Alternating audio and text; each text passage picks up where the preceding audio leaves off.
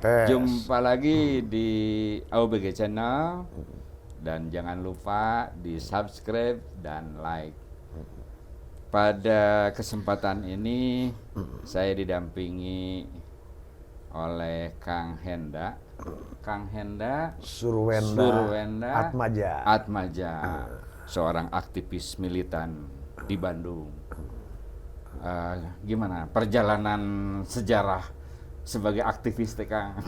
Ya, terima kasih nih Ya. Kang Dedi ya. Jadi ya sebenarnya saya sebagai aktivis ini sama seperti aktivis-aktivis yang lainnya. Ya. Pada umumnya lah begitu. Tapi kan ada aktivis kemudian selesai pensiun, Ya, ada yang terus ya. gitu. Jadi sebenarnya lebih kepada kepedulian saja dalam melihat situasi kondisi sosial ya dan politik barangkali seperti itu. Ya dari situasi-situasi yang ada, kemudian saya merasa terpanggil begitu bergabunglah dengan rekan-rekan aktivis yang lainnya. Misalnya waktu itu pernah di LSM? Ya kebetulan ada satu organisasi kemahasiswaan ekstra kampus yang saya ikutin. Nah ternyata di dalamnya itu kan maklum pada waktu itu selalu saja ada perbedaan walaupun dalam satu organisasi. Apa GMNI? Iya GMNI Bandung. Nah pada saat kami harus di luar atau keluar dari lingkungan resmi atau formalnya organisasi ekstra itu, ya kami dibawa-bawa perjalanan ke kelompok-kelompok studi yang ada yang tumbuh pada waktu itu bagaikan jamur di musim hujan. Maklum tahun 80-an kan? Ya kan begitu pasca NKK-BKK diberlakukan itu kan.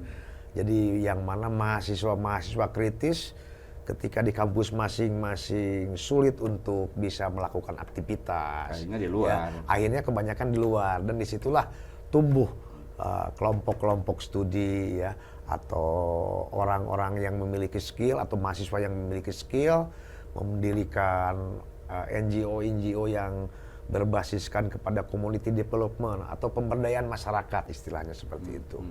Nah ada juga kelompok-kelompok hobi seperti pecinta alam yang waktu itu memang pembangunan kalau waktu itu sekarang mungkin lebih dahsyat lagi tapi waktu itu kan mengagetkan. Banyak penyimpangan dari fungsi tata lingkungan, tata ruang seperti itu. Kalau sekarang mungkin berlebih ya. Begitu tapi waktu itu begitu sensitifnya masyarakat khususnya kaum terdidik dalam perhatian terhadap lingkungan. Nah tumbuh sekali sangat banyak kelompok-kelompok pecinta alam dan di situ juga kami melibatkan diri untuk memperhatikan masalah-masalah kebijakan yang bersinggungan dengan masalah lingkungan. Itu gitu Prof sebenarnya. Nah jadi dari situ sebenarnya impiannya ingin ada suasana baru saja, titik saja suasana baru dengan figur-figur baru dalam kepemimpinan nasional begitu ya. Tapi mungkin juga itu perjalanan menakdirkan barangkali menakdirkan lain dan di luar dugaan saya direkrut oleh sebuah partai yang waktu itu menjelang besar. Karena partai itu kan sangat tertindas waktu zaman Orde Baru. 98. Jadi saya direkrutnya tahun 96 lah ya. Nih aktivis nih. Iya. Gitu. Sebenarnya kan boleh dikatakan tadi dasarnya kepedulian dengan adanya ketidakadilan begitu sehingga memunculkan simpati-simpati ke figur-figur tertentu yang nampaknya teraniaya kan begitu waktu itu. Nah itu berlanjut ternyata dan kepercayaan dari sebuah partai menjelang besar itu saya setengah terpaksa untuk ikut terlibat. Padahal saya sebenarnya cukuplah sudah perubahan terjadi ya, figur baru mungkin juga pasti muncul begitu. Harapan saya kan terjadilah seperti harapan masyarakat lainnya. tumbuhnya keadilan, adanya semacam pemerataan, kan begitu. Orang-orang juga atau masyarakat itu juga bisa bebas berekspresi. Itu saja. Iya. Ternyata ya itu tadi. Nasib lain juga, Panggilan menentukan sejarah, lain. nasib lain. Nah, kemudian jadi DPR, Pak. Jadi DPRD provinsi, kan DPR begitu. Provinsi Dan tahun Udah 99 2004. 99 sampai Nah, 2004. seperti itu. Jadi aktivis pertama terjun ke politik Dan dan jadi berhasil jadi waktu anggota itu. dewan, kan hebat. Iya, Tidak iya, semua iya. aktivis. Ya, betul memang waktu bisa itu dapat ketat. kesempatan. Ya. Saya mah kan kebagiannya 2004. 2004. Ya, betul Prof. Oke, nah sekarang Akang katakanlah lebih banyak di aktivitas non partai, Non-partai, ya. tetapi Ya. tetap aktivitas politiknya Ya. tetap dijaga dan Ya. dikembangkan. Iya. Dan kira-kira Akang itu sekarang aktivis militan pendukung Ganjar dan Mahfud ya? Ya, bisa Iya, dikatakan gitu. boleh begitulah. Iya, iya, begitulah. Tapi benar kan? Tapi rasional kan? Nah, Maksudnya. itu yang Iya, mungkin iya. teman-teman pemirsa AUBG Iya. channel Iya. itu pengen tahu apa Iya. sih alasan Akang mendukung Mahfud dan mendukung Ganjar dan Mahfud, Iya. tidak mendukung yang lain. Iya. Misalnya apa sih pertimbangan mungkin dari sudut integritas pribadi misalnya ya? Iya. Apa pertimbangannya dari sudut kompetensinya gitu kan? Iya. Nah, kan ini kan rasional nih. Iya, Coba iya, akan iya. buktikan. Oke. Iya. Terima kasih ini yang dua. Jadi kalau berbicara pasangan nomor 1, Ya, ya. Prof, saya sudah pernah juga mendukung Anies Baswedan Zaman? waktu beliau maju sebagai gubernur Jakarta. Oh, Iya. takumaha Akang Saya diminta GMNI tapi ngedukung iya. Anies yang HMI. Ya, jadi maksud saya kan ini pilihan rasional. Oke. Ya, bukan berdasarkan sentimen yang Sentimen subjektif. organisasi Ya, atau apa. begitu, bukan. Jadi ini bagaimana komitmennya kan bagi saya dalam pemahaman kalau masih ada ideologi ya. Bagaimana setiap orang ini bisa berlomba untuk mengabdi kepada negara dan bangsa Republik Indonesia. Nah, tentu juga hal itu harus dilandasi dengan istilah dalam kampusnya kompetensi itu ya.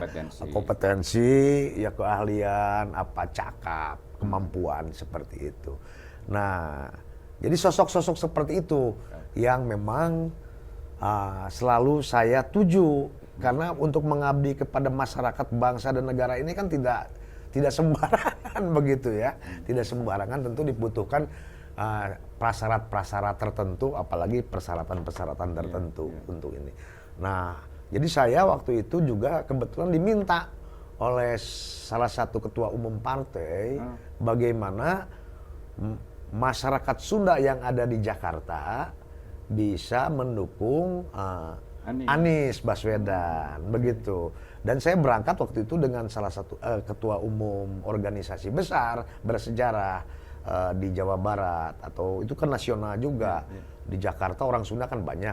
Jadi saya bersama dengan ketua umum AMS, Kang Nuri Ispanji almarhum berangkat ke sana dan jadi organisasi Sunda AMS ada maksudnya. Sunda AMS bersama ke sana dalam rangka menghimbau kepada masyarakat Sunda yang ada di Jakarta untuk bisa mendukung Anies Baswedan. Jadi maksud saya, jadi dalam hal ini saya udah punya pengalaman mendukung Anies Baswedan kan begitu.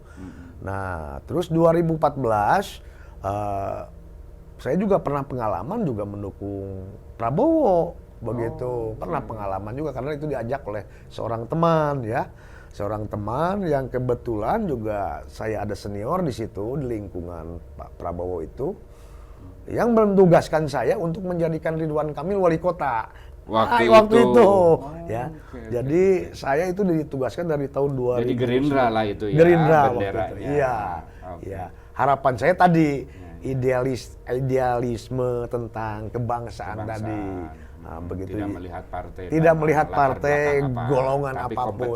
Kompetensinya bagaimana sosok figur ataupun kelompok yang sangat sungguh-sungguh untuk mengabdikan kepada negara Republik Indonesia, kan begitu. Karena Kayak punten, waktu ke Prabowo atau Anies itu pertimbangan rasional juga atau karena tadi diminta oleh tadi para pihak, apakah itu AMS atau misalnya tokoh Gerindra ini yang meminta Akang dukung Prabowo. Itu karena keseganan, karena senior, atau Akang juga punya pertimbangan nih? Karena ini udah pertimbangan matang.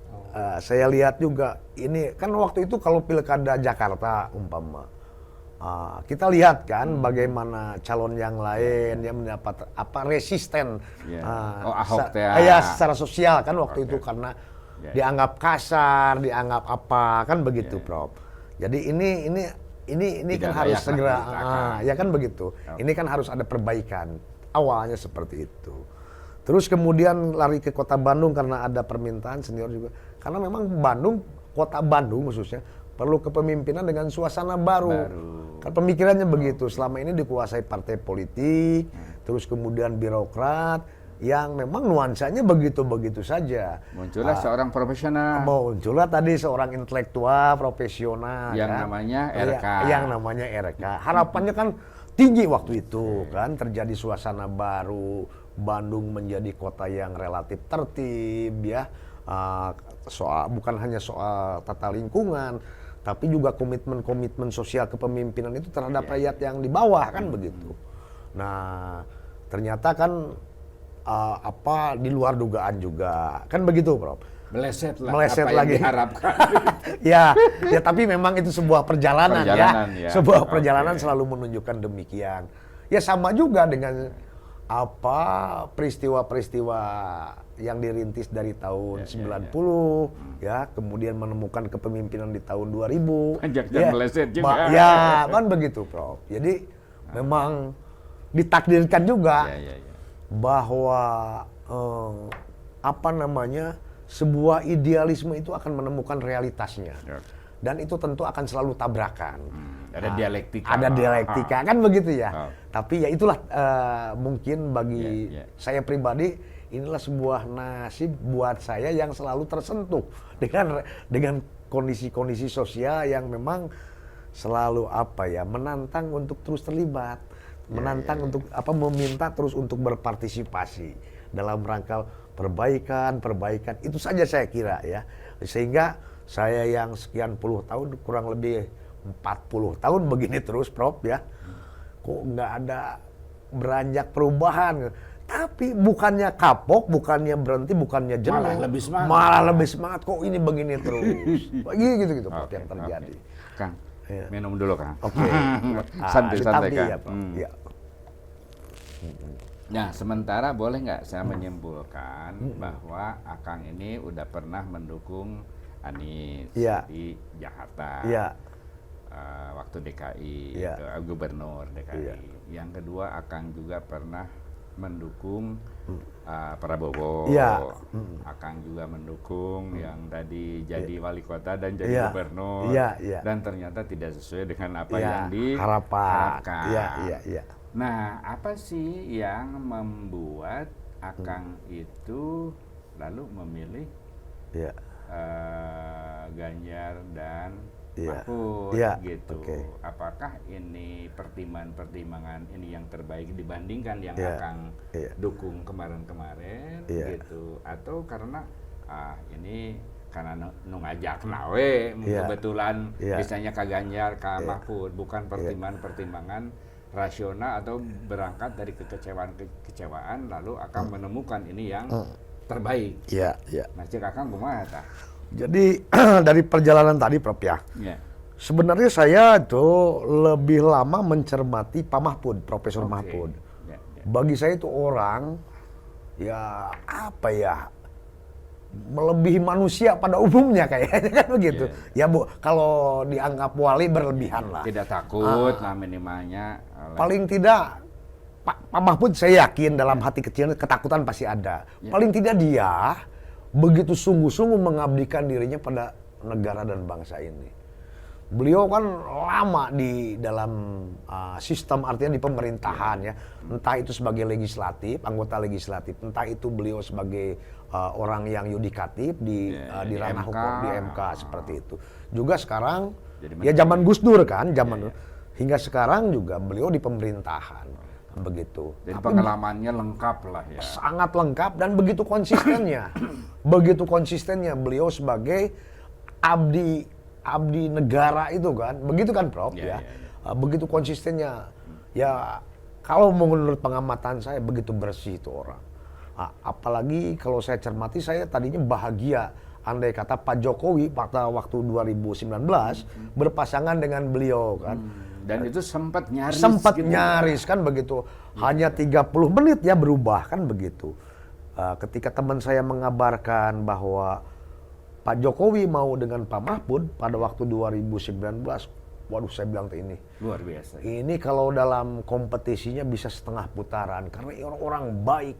Satu orang pekerja, satu juga orang yang artinya pemikir dan punya basis massa. Punya basis massa, kan begitu Prof ya. Itu dalam kerangka tadi objektivitas. Dari manapun, siapapun, yang penting buat saya bagaimana orang-orang itu bisa mengabdi kepada negara bangsa.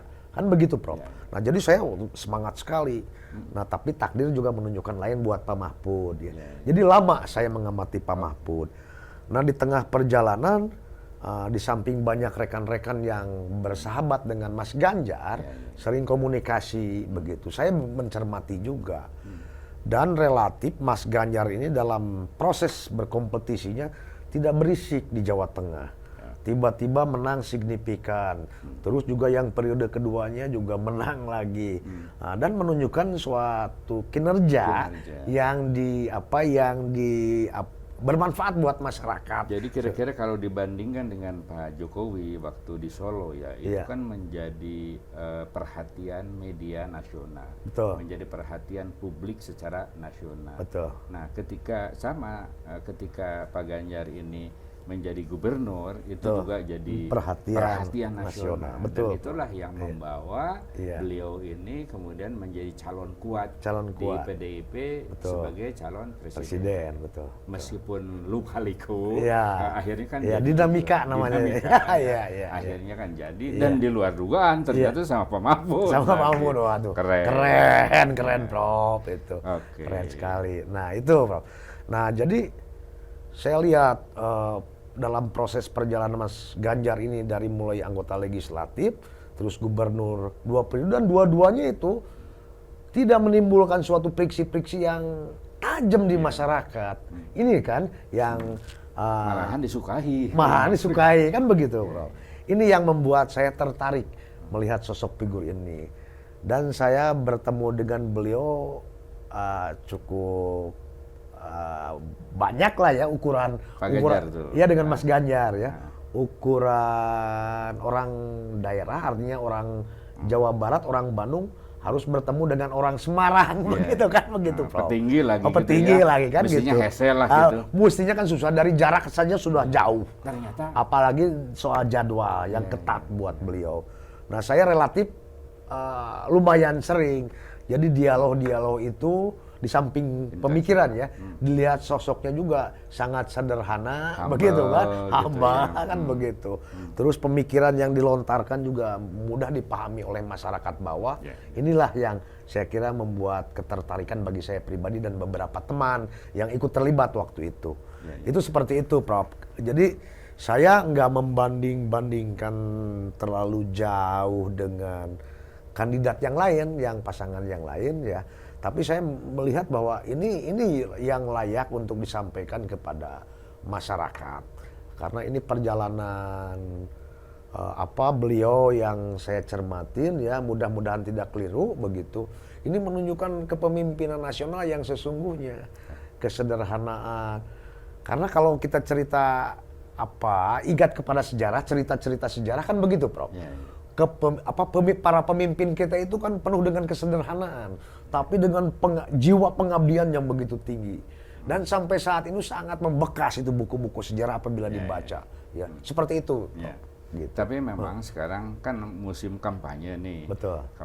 Kemarin aja kan soal debat itu tetap orang membandingkan. Misalnya tadi bahwa Pak Anies itu ngomongnya tuh enak, sistematis gitu. Nah, sehingga disukai oleh banyak kalangan terpelajar betul. menengah ke atas lah betul. gitu. Nah, Pak Ganjar itu menunjukkan kepribadian yang lain. Betul. Jadi omongannya itu lebih konkret, dia mengutip dan membuat ilustrasi dengan mengungkapkan orang-orang kecil yang dia temui, gitu. Betul. Jadi pesannya itu pesan tidak konseptual, tetapi konkret ya. Itu menunjukkan bahwa dia dekat dengan rakyat. Betul. Gitu. Betul. Jadi pesannya itu merakyat. Betul. Gitu kan? Betul. Nah, memang yang kan banyak di komentari orang itu kan, di situ ternyata ada pembicaraan yang dilengkapi dengan gemoy dan lain sebagainya. Betul. Itu juga punya ini makna tersendiri lah. Tapi di situ karakter dan kepribadian orang itu terlihat. Betul. Ada yang orientasinya menengah ke bawah, gitu, merakyat, ada yang tadi orientasinya terpelajar, kan gitu. Betul. Dan itu saling melengkapi ya. Betul. Nah, itu yang kemudian ada gemoy mungkin ini karena mau ngambil segmen Gen Z misalnya kan gitu. Nah, orang kemudian menjadi semakin paham karakteristik masing-masing. Kan itu bagus untuk para pemilih pembelajaran pendidikan politik. Pendidikan politik, betul. Nah, ya tentu perdebatannya adalah apa yang disampaikan, sebagus-bagusnya disampaikan. Misalnya kalau nanti mengoperasionalkannya itu belum tentu, ada kan catatannya gitu. Nah, ada catatan misalnya untuk Pak Ganjar gitu. Ini bagaimana membangun positioning antara nomor 2 dengan nomor 1 misalnya kan gitu. Yang satu perubahan, yang satu pokoknya yang sudah ada dilanjutkan. Gitu. Nah, di posisi Pak Ganjar adalah sebetulnya kan kalau dilihat dari citra atau tradisi yang dilakukan oleh Pak Jokowi dengan Pak Ganjar itu hampir relatif sama. Betul. Yaitu lebih dekat dengan rakyat. Betul. Hanya dulu itu kalau Pak Jokowi belusukannya itu ke pasar-pasar. Nah, Pak Ganjar itu lewat olahraga gitu. Terus ada lapak yang dibuat oleh masyarakat itu, dan Pak Ganjar siap memberikan endorsement ke lapak-lapak itu. UMKM yang kecil lah. Itu kan kelihatan merakyat betul. Kan gitu, kan? Perhatian. Itu yang saya lihat. Jadi sebetulnya kalau bicara tentang karakter Pak Jokowi itu, ya bukan di nomor 2. Tapi lebih dekat dengan Ganjar. Betul. Ya, kan? Benar sih, Kang. Betul. Jadi kalau kita lihat ini kan berangkat dari suatu pengelompokan, kalaupun masih ada pengelompokan. Ini kan di kandang yang sama, dari kandang yang sama, kan begitu. Tentu frame berpikirnya pun tidak beda-beda jauh lah gitu. Dan kita lihat di dataran perilaku juga modelnya kan hampir sama, kata Prof tadi kan seperti itu. Jadi saya kira kalau misalkan sebelum melangkah ke sana, rata-rata atau pada umumnya lah begitu. Kalaupun masih ada kelompok, ini kan orang-orang nasionalis, orang-orang kebangsaan. Biasanya mereka cara berpikirnya sangat-sangat normatif dan konstitusional. Jadi kembali misalkan apakah lanjutkan, apakah perubahan, kalau Ganjar, Mas Ganjar ini pasti ikut yang garis yang itu, yang tadi sudah tertuang secara konstitusional melalui undang-undang atau apa. Jadi hal-hal yang sifatnya menyimpang dari itu nampaknya sebuah tabu barangkali gitu, Prof. Kita kasih contoh ini isu kan, Prof. kalau Pak Jokowi ingin 3 periode dengan cara apapun, itu bisa saja dilakukan. Bisa itu.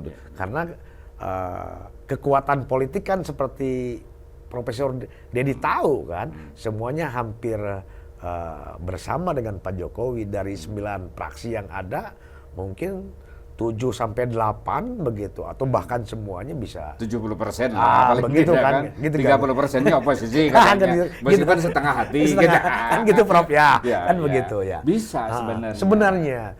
Tapi kita lihat bagaimana kita bukan memuja Ibu Mega, tapi bagaimana seorang Ibu Mega konsisten dengan konstitusi, ketua umum partai terbesar, ya, terus juga pengaruhnya besar, tapi beliau konsisten dengan konstitusi. Itu Prof. Itu yang perlu jadi catatan. Jadi catatan gitu. Prof. Itulah negarawan. Itulah negara. Ini jadi maksud saya Pak Jokowi, Mas Ganjar satu kandang nih. Biasanya ini garis-garis konstitusi itu mereka patuh biasanya mengikuti itu. Jadi perubahan-perubahan yang sifatnya taruhlah kata radikal itu biasanya jauh dari pemikiran-pemikiran orang-orang inilah ya. Jadi yang anggaplah nasionalismenya tinggi karena mereka punya komitmen untuk menjaga nilai-nilai kebangsaan, terus undang-undang dasar 45 dan segala macamnya. Kan begitu Prof. Nah jadi maksud saya dibanding dengan kandidat yang lain, saya tidak mau berbicara itu, tapi yang saya ingin sampaikan bahwa ini lebih terjaga soal konsistensinya terhadap negara dan bangsa. Karena sejarah menunjukkan demikian, ya. Bagaimana Ibu Mega sebagai presiden waktu itu, incumbent, beliau berkuasa, menguasai perangkat, tapi pemilu 2004 begitu bagus kan, Prof, ya. Semua merasakan manfaatnya. Itu Prof. Komitmen terhadap demokrasi, terhadap undang-undang itu bisa berjalan dengan baik. Ya, itu saya kira yang dari soal kualitas garansi barangkali. Gitu kira-kira. Jadi sebetulnya memang di pertimbangan-pertimbangan rasional itu mengarah kepada kemudian keyakinan, ya kan? Dan keyakinan orang untuk menetapkan itu sudah tadi rasional dan emosional. Dengan makanya orang kemudian milih A, milih B, milih C, kan? Itu is okay, itu hak. Masing-masing demokrasi kan begitu. Hanya tugas kita itu tadi menyampaikan tadi pertimbangan-pertimbangan, terutama yang khususnya itu memang ada perasaan yang sama. Saya bobo ke Ganjar dan Pak Mahfud, tapi alasannya naon ya kira-kira anu bisa dijelaskan kira-kira kan ada intuisi menurutnya gitu. Oh, saya senang ini gitu.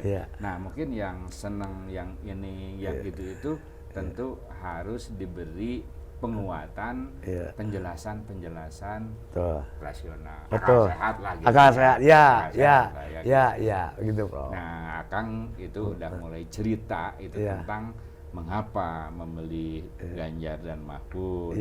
Itu ternyata panalung tikanana gitu. Penyelidikannya itu udah cukup lama. Lama sekali. Pak Mahfud kan. Pak Mahfud terutama mulai dari 2019 lah. Fenomena-nya kan menarik. Menarik, sangat jadi menarik. Sebetulnya kalau tadi ada kejadian itu orang males bisa terjadi gitu. Ternyata enggak, bahkan baju putih yang katanya 2019 mau dipakai itu rencana mau dipakai sekarang. Dan pemikiran Pak Mahfud itu begitu bagus ya. Saya bagaimana beliau itu seorang Muslim dan aktivis organisasi keislaman yang kuat dan berkutat di dunia pendidikan yang basisnya Muslim ya. Tapi beliau begitu, dan NU juga di basis yang akar paling bawah. Nah, maksud saya tidak ada berpikiran begitu kan merubah-rubah sebuah konstitusi ya, kerangka berbangsa bernegara lah begitu Prof ya, atau bahasa Prof. Dedi itu sistemnya gitu secara ilmiah begitu. Nah, tidak ada pikiran. Tapi bagaimana beliau memahami tentang keagamaan, juga masalah kebangsaan, dan beliau padukan, ya. Beliau padukan dengan briliannya, dan itu membuat saya kagum. Inilah yang sesungguhnya, maaf, saya GMNI, saya barangkali pengagum Bung Karno, ya. Ini Bung Karno baru buat saya pribadi, dengan tanda kutip ya, dan tanda petik begitu. Ini Bung Karno baru kalau berbicara soal pemikiran kebangsaan. Begitu ya. Nah, jadi sebenarnya gitu, Prof. Mahfud ini, karena saya lama mencermati beliau semenjak zaman Gus Dur begitu. Nah, ini saya harapan untuk menjadi semacam panduan atau pembimbing bangsa ini meniti masa depan. Sebenarnya Pak Mahfud itu, ya, kebetulan beliau belum pernah memimpin suatu pemerintahan begitu, baru sebagai anggota kabinet legislatif dan di yudikatifnya ketua MK. Tapi nah, beliau barangkali langkah awal ini sebagai cawapres, tapi juga itu sudah hebat ya. Mas Ganjar yang orangnya pekerja juga, ya. Beliau karena gubernur sehingga lebih menonjol dari aspek skill pemerintahannya barangkali, dan itu mendapat respon yang positif. Ya mudah-mudahan, maksud saya, dua karakter yang berintegritas dengan skill yang sudah teruji, Prof. Ini menjadi sebuah dua kekuatan yang kombinasi ini menjadi sebuah panduan, ya, yang bisa membawa bangsa ini kepada paling tidak di keadilan, ya, penegakan hukum, ya, akan kuat begitu, Prof. Karena ya kita sering diajarkan juga dari semenjak kita sekolah SD barangkali kan, tentang Indonesia makmur, Indonesia subur, kan begitu, Prof, ya. Tapi adilan itu yang sampai sekarang kita impikan. itu benar tidak, Prof, ya. Barangkali bukan hanya kita berdua, masyarakat banyak pun kan begitu, ya. Semenjak kita sekolah dasar barangkali, ya. Dan itulah yang diimpikan oleh para founding father kita, Bung Karno, Pak Natsir, Hatta, ada siapa? Sahrir kan gitu, begitu, ya. kan. Ya. Nah, kemudian di mata teman-teman nasionalis itu, ternyata ada nasionalitas yang cocok gitu, ya, di pribadi Pak Mahfud itu.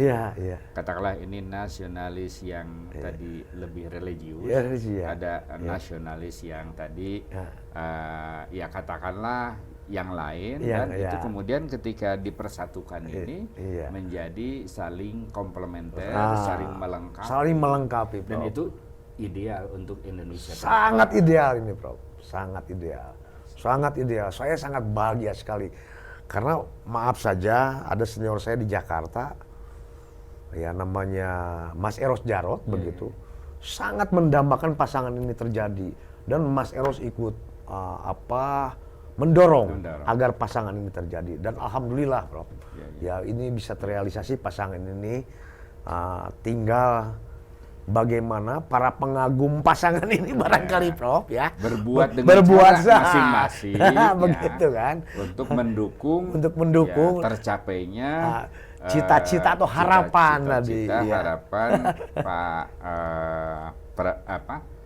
Pak Ganjar dan Pak Mahfud itu jadi presiden dan wakil presiden 2024. Betul itu, Prof.